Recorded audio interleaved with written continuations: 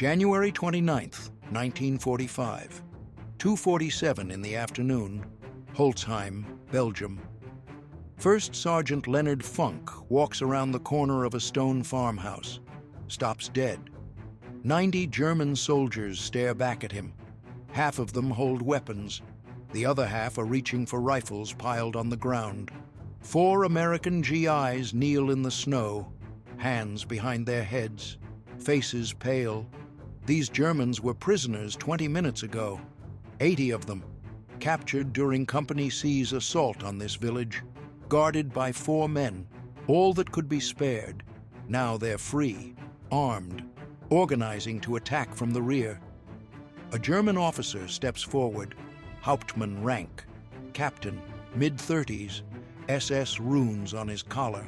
He shoves an MP-40 submachine gun into Funk's stomach, barrel pressed hard against his coat, screams something in German, harsh, guttural, the universal language of surrender or die. Funk doesn't speak German, neither do his 4 soldiers. The officer screams again, louder, face turning red, spit flying. The MP-40 digs deeper. 90 fingers tighten on 90 triggers. Funk looks at the armed Germans, looks at his disarmed soldiers, looks at the submachine gun pressed against his gut, and starts laughing. Not nervous laughter, not stress. Deep, genuine. Belly laughs, like someone just told the funniest joke he's ever heard. The German officer's face twists, confusion, then rage. He screams louder, presses the gun harder. Funk laughs harder, tears streaming down his face. The Germans exchange glances. What is wrong with this American? Has he lost his mind? Does he not understand he's about to die? What happens next takes less than 60 seconds. 21 Germans will lie dead in the snow. The rest will throw down their weapons. Surrender. Again. And Leonard Funk will earn the Medal of Honor for one of the most insane acts of combat in World War II. All because he couldn't stop laughing. To understand why Funk laughed, why he did what he did, you need to understand what happened 3 weeks earlier, 15 miles south of Holtzheim, in a field near Malmedy, Belgium. December 17th, 1944, 1:30 p.m., Battle of the Bulge. Hitler's last offensive, panzer divisions smashing through American lines in the Ardennes forest. Chaos, confusion, units cut off, retreating, trying to regroup. Battery B of the 285th Field Artillery Observation Battalion, 139 men, riding in trucks, moving to new positions. They run into a German column near Bonnier Crossroads. Waffen SS, 1st SS Panzer Division, Leibstandarte Adolf Hitler, the Führer's Personal Guard Division, elite troops, fanatical. The Americans surrender. No choice. Outgunned, surrounded. The Germans disarm them, march them into a field, line them up. Then, machine guns open fire, deliberate, methodical murder. 84 Americans die in that field, shot down in the snow. Some survive the initial burst, play dead. The SS walk among the bodies, shooting anyone who moves, finishing the wounded. A few men escape, crawl away, spread the word. The Malmedy massacre. News reaches Allied forces within hours, spreads through every unit on the front. The Germans are executing prisoners. Not all Germans, not all the time, but it happened. It's real. And every American soldier from Belgium to Luxembourg knows about it. Leonard Funk knows about it. Every man in the 82nd Airborne knows about it. They know what can happen if you surrender to the wrong unit, if you trust the wrong officer, if you let your guard down. So when that German captain shoves an MP-40 into Funk's stomach, when he screams, surrender, Funk isn't thinking about the odds, isn't calculating survival. He's thinking about Malmedy, about 84 Americans in a field, and he's thinking, no, not today, not here, not us. Leonard Alfred Funk, Jr. was born August 27, 1916. Braddock Township, Pennsylvania. Steel country, smokestacks, foundries. The Monongahela River cutting through valleys of slag and ash. 8 miles east of Pittsburgh. Working-class town, blue-collar families, men who worked the mills, women who kept the houses, kids who learned early that life was hard and fair, had nothing to do with it. Funk grew up fast. By the time he graduated high school in 1934, he'd been taking care of his younger brother for years. Father worked long shifts. Mother handled what she could. Leonard handled the rest. The Great Depression, 5th year, jobs scarce. College a fantasy for kids like Funk. He found work, store clerk, retail, unglamorous, low pay, but it was work. Better than the breadlines, better than the Hoovervilles. He stuck with it, saved money, helped his family, kept his head down. June 1941, war raging across Europe, Asia. Congress extends the draft. Funk's number comes up. He reports to the induction center. Wilkinsburg, Pennsylvania. 24 years old, 5 foot 5 inches tall, 140 pounds. The Army examiner looks at him. Probably thinks clerk duty, supply battalion, maybe motor pool. They're wrong. Funk volunteers for the paratroopers. In 1941, American airborne forces barely exist. The concept is new, experimental, jumping out of perfectly good aircraft to land behind enemy lines, fight surrounded. It sounds like suicide to most soldiers. The volunteers are different. They have to be. Airborne training is designed to break you. 5 weeks at Fort Benning, Georgia. Running, jumping, climbing, falling. Brutal physical conditioning. Half the candidates wash out. Can't handle the pace, can't handle the fear. Then the towers, 34 feet high. You climb, hook up, jump, practice exit drills, learn to land without breaking your legs. Some men freeze at the door, can't make themselves step off. They're done, sent back to regular infantry, then the aircraft, C-47 Skytrain, twin-engine transport, loud, shaking, smells like fuel and sweat and fear. First time you stand in that door at 1,200 feet, wind tearing at your face, ground impossibly far below. Everything in your body screams, grab the frame and hold on. Don't jump. Don't do it. You jump anyway. Because you're airborne, because you volunteered, because quitting isn't an option. The parachute deploys. Sudden jerk, harness cutting into your shoulders, then quiet, floating, drifting toward Earth. Nothing but you and the canopy and gravity. Most beautiful, most terrifying thing you've ever experienced. Funk earns his jump wings, gets assigned to Company C, 1st Battalion, 508th Parachute Infantry Regiment, the Red Devils, part of the 82nd Airborne Division, the All-Americans. They shipped to England in late 1943. Join veterans from Sicily, Italy, men who've already jumped into combat, already killed, already watched friends die. Funk is the new guy, 27 years old, ancient by paratrooper standards. Most of his squad mates barely 20. But Funk has something they don't: maturity, steadiness, the kind of quiet competence that makes men follow you. By D-Day, he's a squad leader. By Holtzheim, he'll be acting company executive officer. First, he has to survive Normandy, June 6, 1944, 1:30 a.m., over France. The C-47 shudders, flak exploding around it, tracers arcing through the darkness like angry fireflies. Funk stands in the stick, line of paratroopers, waiting to jump. 60 pounds of equipment strapped to his body. M1A1 Thompson submachine gun, ammunition, grenades, rations, medical kit, entrenching tool. The aircraft is at 400 feet, too low for a safe jump. But the pilots can't climb. German anti-aircraft fire everywhere, fragments pinging off the fuselage. Men can hear it, feel it. Any second, a shell could rip through the hull, turn the aircraft into a fireball. The D-Day invasion. 13,000 paratroopers from the 82nd and 101st Airborne Divisions, dropping behind the beaches, secure bridges, cross roads, block German reinforcements, prevent counterattacks. Everything depends on surprise, on speed, on the airborne doing their job. Nothing goes according to plan. The green light comes on. Funk jumps. Prop blast hits him like a truck.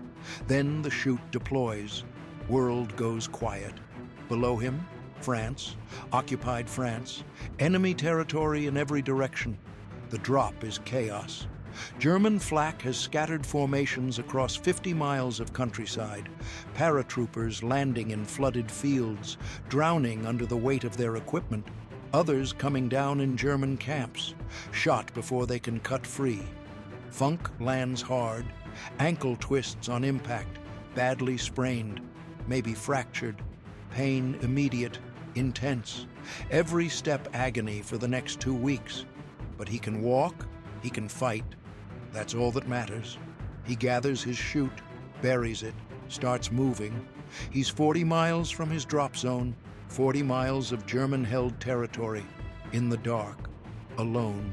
Within hours, Funk collects a group of lost paratroopers, men from different units, different companies, different regiments, 18 of them eventually, all looking for leadership. Funk gives it to them. For 10 days, Funk leads this group through German-held territory, traveling at night, hiding by day, fighting when necessary. He insists on serving as lead scout, despite his injured ankle, putting himself in the most dangerous position, protecting his men. They move through hedgerows, dense, maze-like, every field a potential ambush, every road a kill zone. German patrols everywhere, Wehrmacht infantry, SS units, panzer crews. June 10th, a German patrol spots them, opens fire. Funk returns fire with his Thompson, short controlled bursts, covering his men while they take positions. They kill 3 Germans, wound 2 more. The rest retreat. Funk's group moves before reinforcements arrive.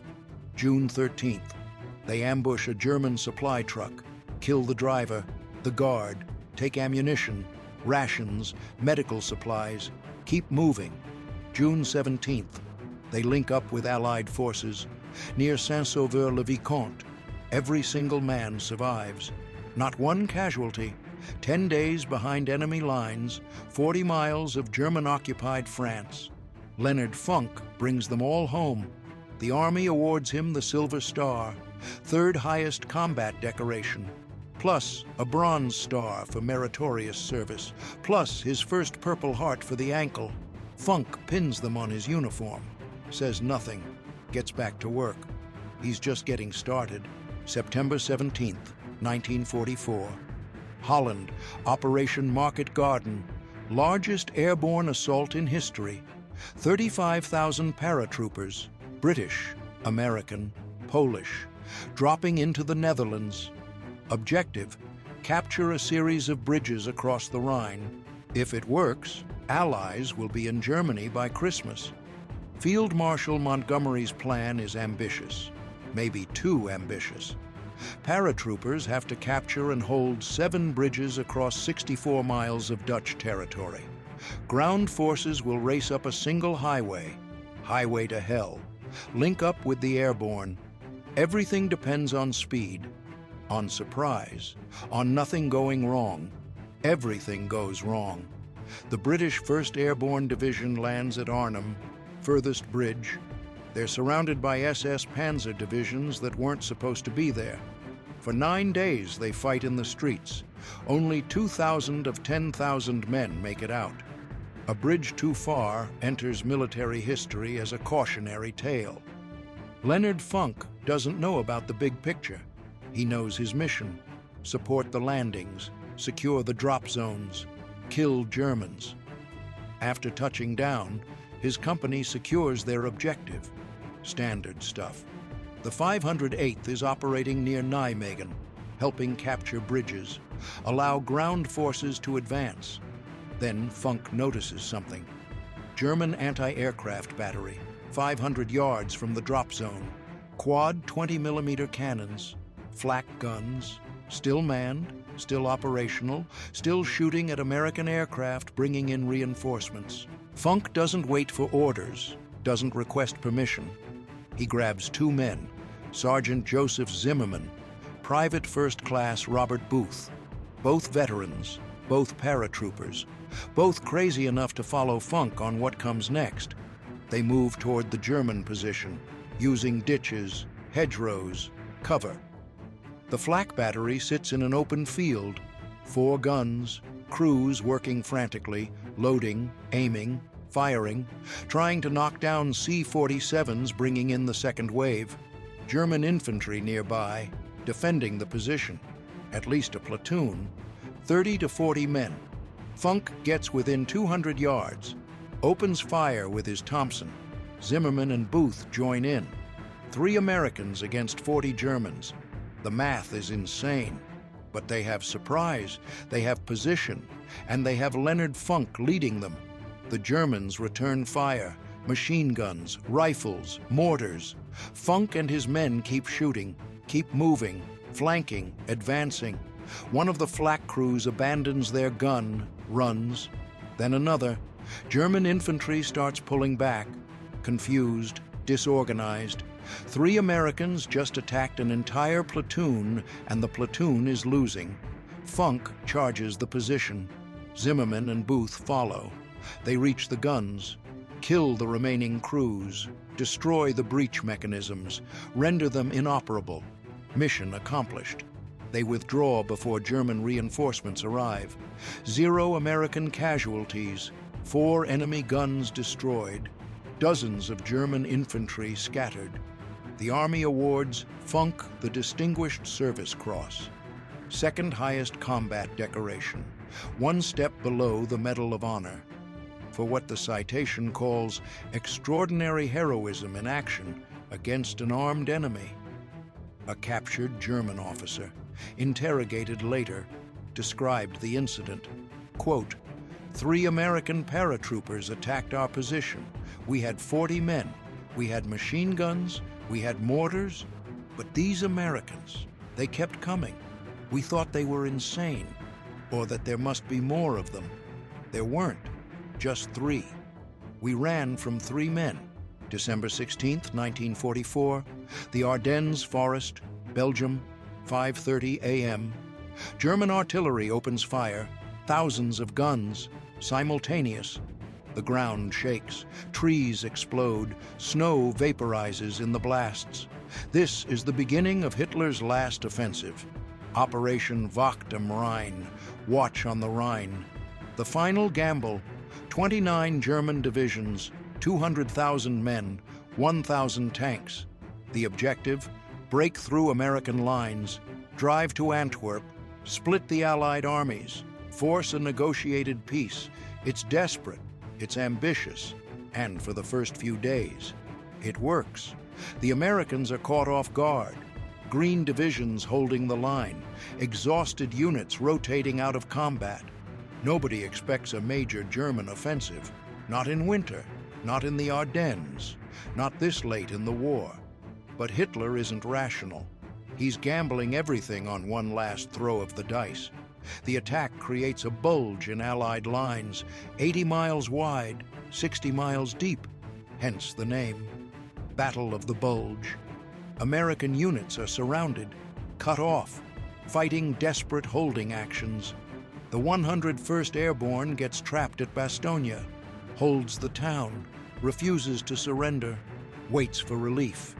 The 82nd Airborne gets rushed to the northern shoulder of the Bulge. Their job, stop the German advance, prevent a breakthrough. They're paratroopers, elite infantry, but they're fighting as regular ground troops. No jumps, no airdrops, just grinding infantry combat in the snow. Leonard Funk and Company C arrive in Belgium on December 20th. 4 days into the offensive, The situation is chaos. Units scattered, command structure fractured. Nobody knows where the front lines are. German infiltrators everywhere, wearing American uniforms, speaking English, causing confusion. The 82nd's mission is simple. Hold the line. Don't let the Germans break through. If they break through here, if they reach the Meuse River, the entire Allied position collapses. So the paratroopers dig in, set up defensive positions, wait for the panzers. The Germans attack in force. Tiger tanks, Panther tanks, infantry following in half tracks, artillery pounding American positions. The fighting is brutal, close range, house to house, hedgerow to hedgerow, snow turning red, bodies freezing where they fall. Funk's company holds its sector, barely. They're taking casualties, running low on ammunition, medical supplies, food. The temperature drops to 10 degrees Fahrenheit. Men are getting frostbite, trench foot, hypothermia. Some freeze to death in their foxholes, but they hold. Every time the Germans attack, every time the panzers roll forward, the paratroopers stop them. Bazookas, anti-tank mines, grenades, desperation.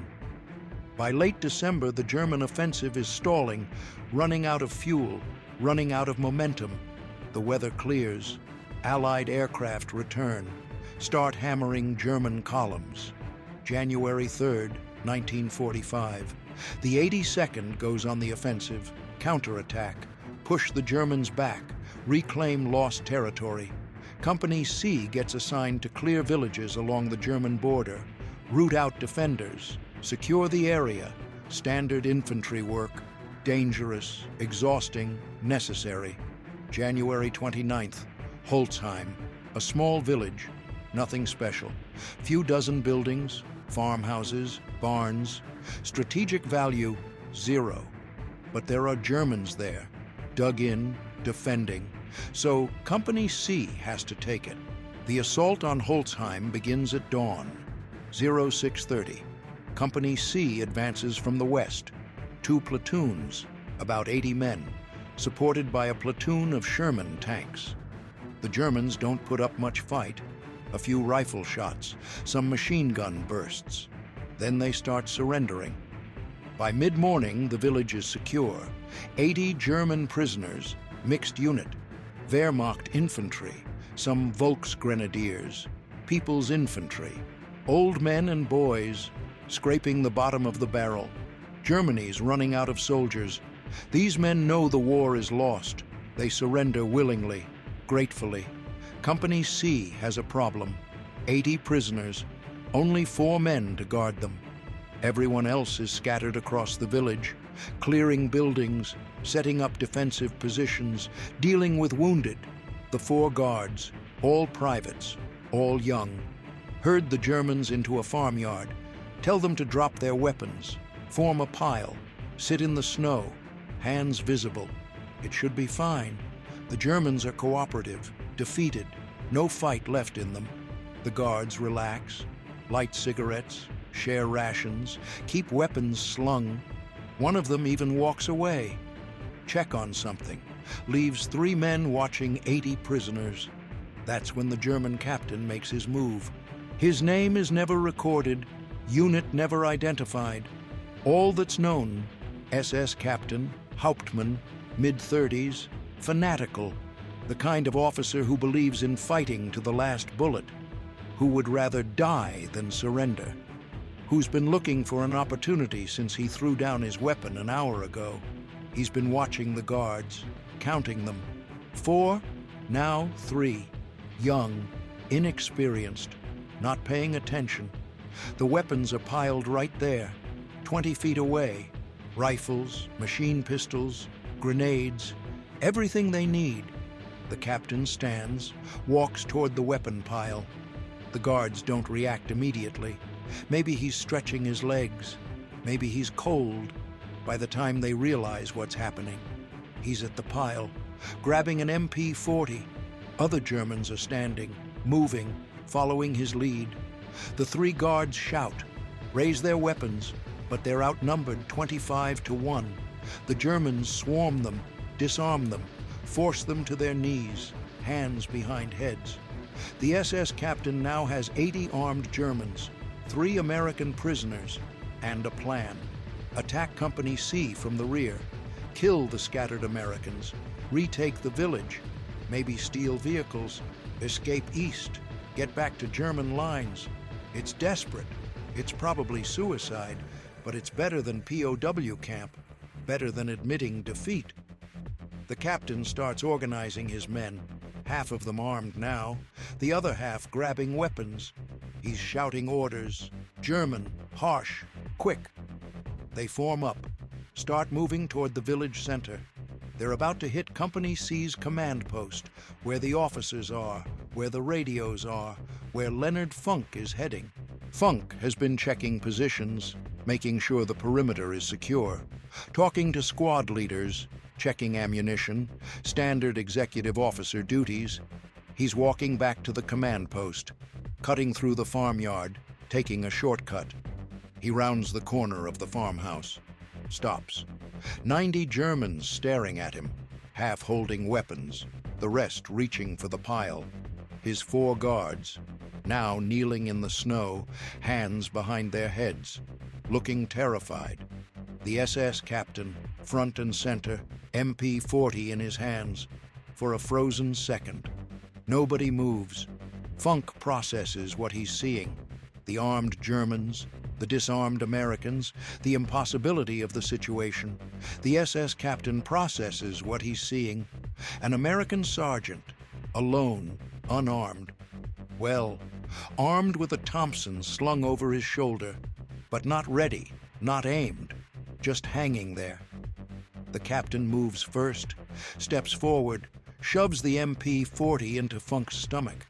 Barrel pressed hard against his coat, screams in German. The words don't matter. The meaning is clear. Surrender. Drop your weapon. Get on your knees. Or die. Funk doesn't speak German. Doesn't need to.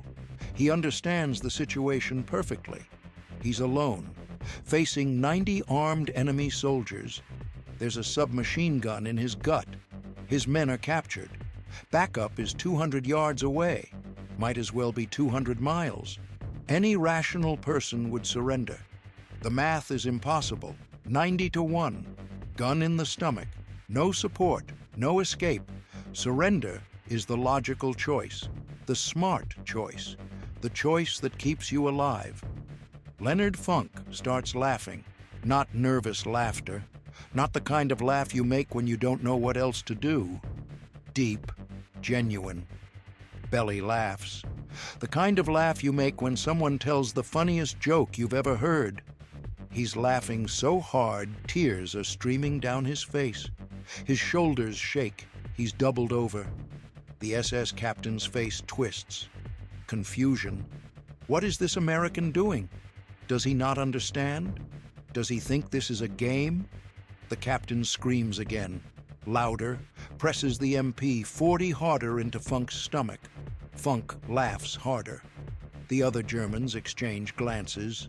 Some lower their weapons slightly. Confused, uncertain. Their officer is screaming at an American who's laughing at him. Nothing about this makes sense. Is the American crazy? Is this some kind of trick? Are there more Americans nearby? The captain screams a third time, spittle flying, face red, veins bulging in his neck. He's losing control of the situation, and he knows it. This was supposed to be simple. Capture the American. Use him as leverage. Kill him if necessary. Not this. Funk is still laughing, still bent over, hands on his knees. Thompson still slung over his shoulder. And slowly, very slowly, he starts to reach for it, like he's complying with the order, like he's going to unsling his weapon, hand it over, surrender. The captain watches, still screaming, still pressing the MP-40 into Funk's gut. He thinks he's won, thinks the American is giving up. Finally some sense. Funk's hands reach the Thompson. He starts to unsling it. slow, deliberate, every movement visible, non-threatening. Just a soldier following orders, just a man who knows when he's beaten.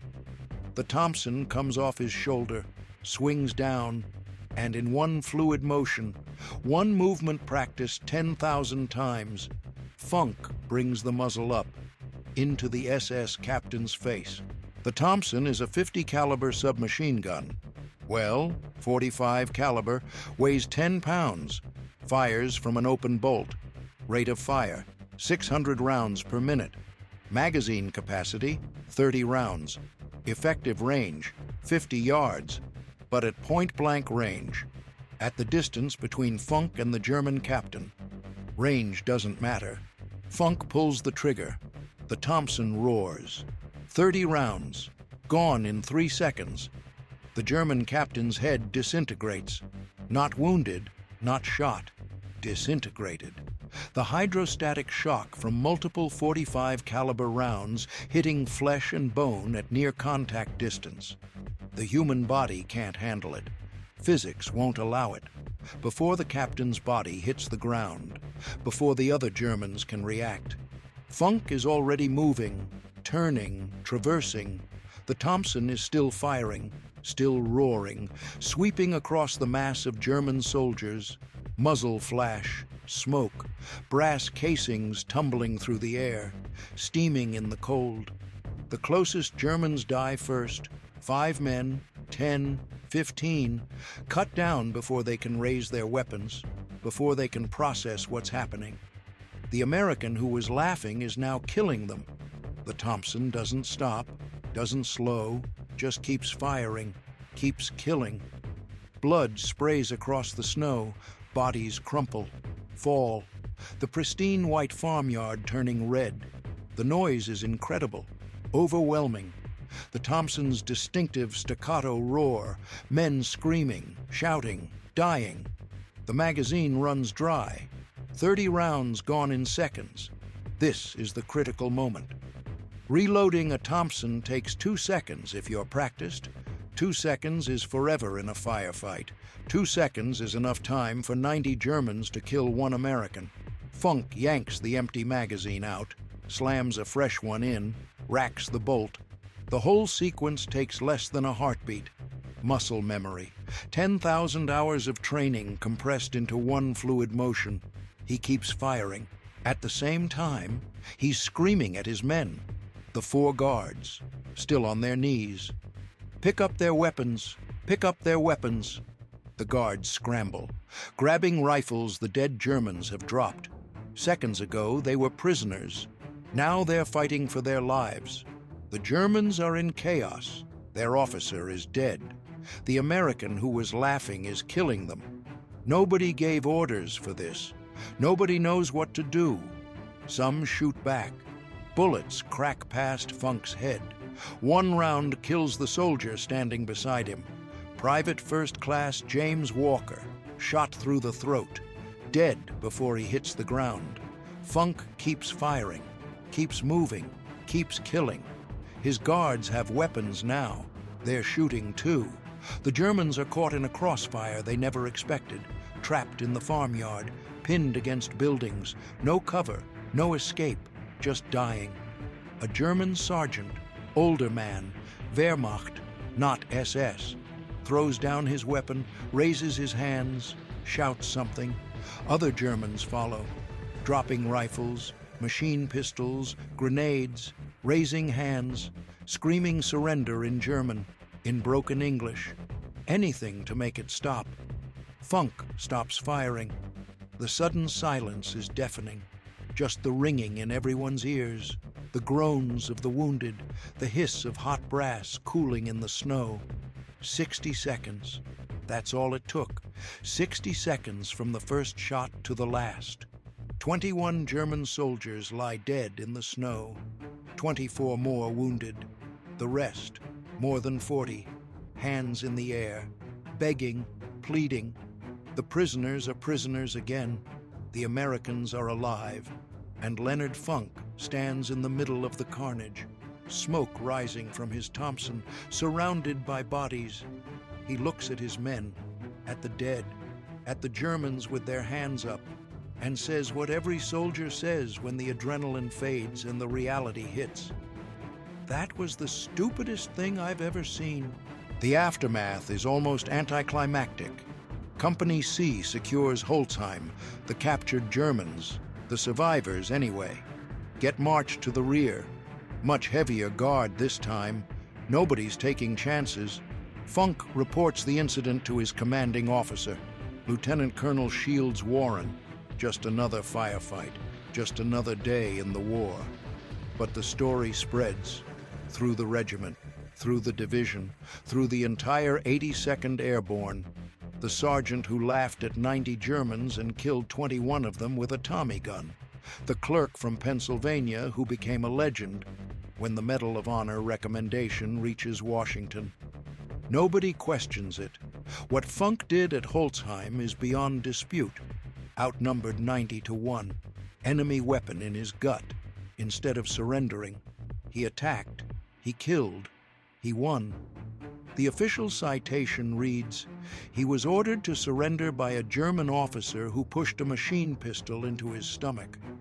Although overwhelmingly outnumbered and facing almost certain death, First Sergeant Funk, pretending to comply with the order, began slowly to unsling his submachine gun from his shoulder and then, with lightning motion, brought the muzzle into line and riddled the German officer. He turned upon the other Germans, firing and shouting to the other Americans to seize the enemy's weapons. A German prisoner, captured at Holtzheim, gave his account during interrogation. Quote, "The American sergeant was crazy, insane. He laughed at us. We had 90 men. We had weapons. Our officer had a gun in his stomach, and he laughed. Then he killed our officer. Then he killed 20 more of us. We thought there must be more Americans. There weren't. Just him. Just one man. We surrendered to one man." Another German, wounded in the firefight, later told interrogators, quote, "I thought the Americans would execute us.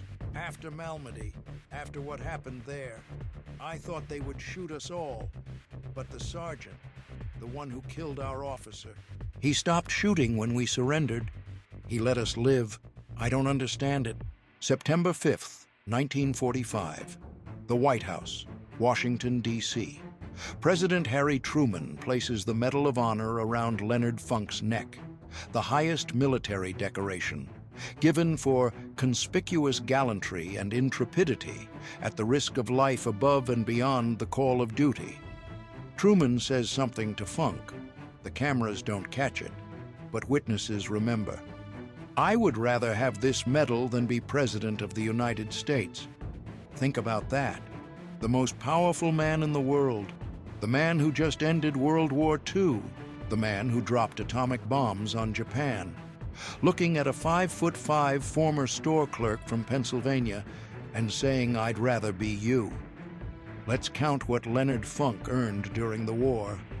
Medal of Honor for Holtzheim, Distinguished Service Cross for the anti-aircraft guns in Holland, Silver Star for leading 18 men through 40 miles of enemy territory in Normandy, Bronze Star for meritorious service, 3 Purple Hearts, wounded 3 separate times, kept fighting, plus foreign decorations, the Croix de Guerre from France, the Order of Leopold from Belgium, the Military Order of William from the Netherlands, their equivalent of the Victoria Cross.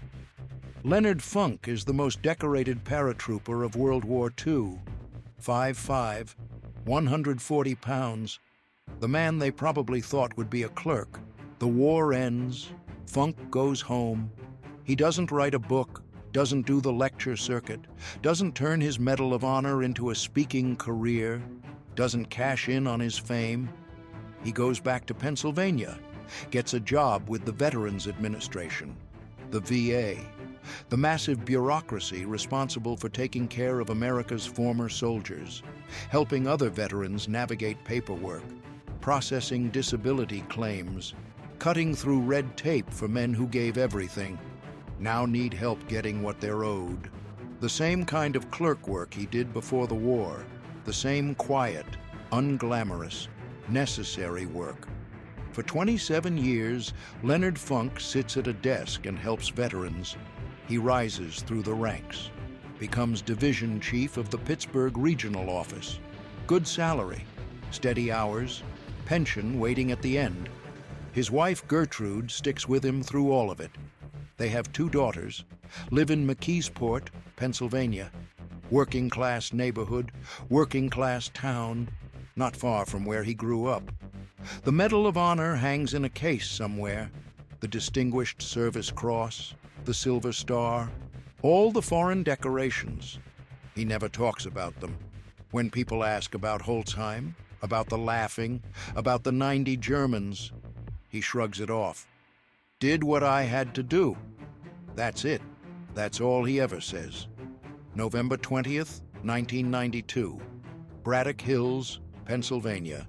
Leonard Alfred Funk, Jr. dies of cancer, 76 years old. They bury him at Arlington National Cemetery. Section 35, grave 23734, among the heroes of every American war. At the time of his death, he's the last surviving Medal of Honor recipient from the 82nd Airborne Division in World War II. A fitness center at Fort Bragg, now Fort Liberty, is named after him.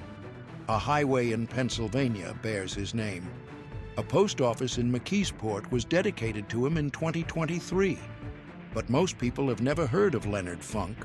They know Audie Murphy. They know Alvin York, the famous Medal of Honor recipients.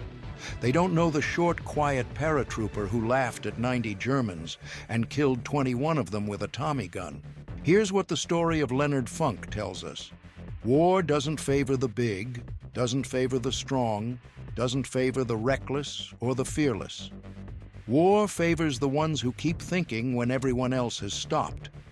At Holtzheim, Leonard Funk had every reason to surrender. The math was impossible. 90 against 1, gun in his stomach, his men already captured. Any rational person would have given up. But Funk wasn't thinking about the math. He was thinking about Malmedy, about 84 Americans murdered in a field, about what happens when you trust the wrong German officer, and he was thinking about his men, the 4 guards on their knees, the soldiers scattered across the village who would be hit from behind if these Germans escaped. So he laughed, maybe as a tactic, maybe from stress, maybe because the whole thing struck him as absurd. 90 men, 1 gun, and they think he's going to surrender. While the German officer was confused, while everyone was off balance. Leonard Funk made his move. 60 seconds later, he was standing in a field of bodies, alive when he should have been dead, victorious when he should have been captured, a hero when he could have been just another statistic. President Truman said it to him. September 5th, 1945, White House Rose Garden. I would rather have this medal than be President of the United States. Because what Truman understood, what everyone who reads Medal of Honor citations understands, is that courage isn't about size, isn't about strength, isn't about training. Courage is what you do when there's a gun in your stomach, and 90 men want you dead, and you laugh, because you've already decided, not today, not here, not us, and then you fight.